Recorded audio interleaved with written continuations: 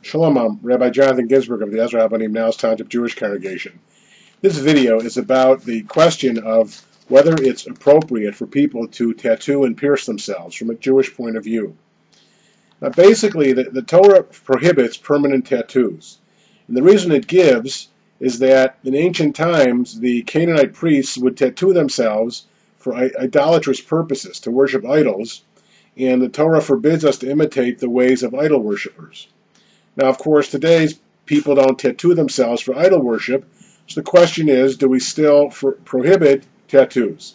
And basically, the consensus among the Jewish people is yes, tattoos are forbidden by Jewish tradition, not so much because we're worried about idolatry anymore, we haven't for a long time in that regard, but because it mars the beautiful body that God gave us. Now, that doesn't mean that Jews who have tattoos are forbidden from having honors at the synagogue or being buried in Jewish cemeteries. And certainly people who come from other traditions and join the Jewish people who have tattoos already. It's understandable. It's very difficult to remove tattoos, although people are trying. And so we should definitely encourage our young people to think very carefully before they defile their bodies in that sense with tattoos.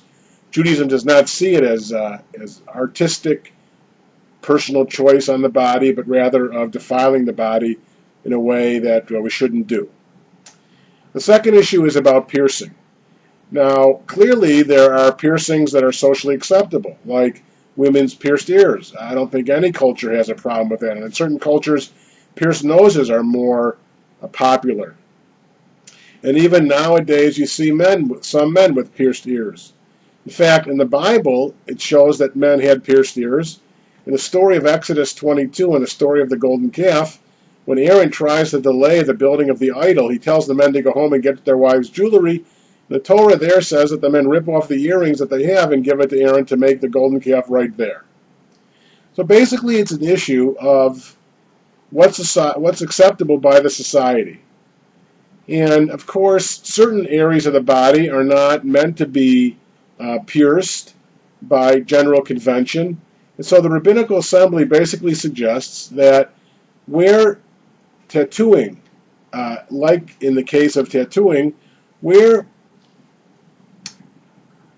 the wearing of pierced ears or pierced noses or pierced body parts is offensive when seen, those parts of the body should not be pierced.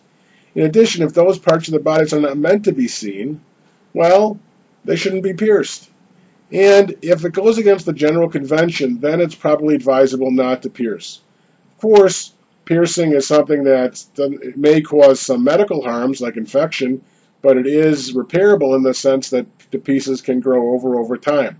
So it's not anything that's irreparable.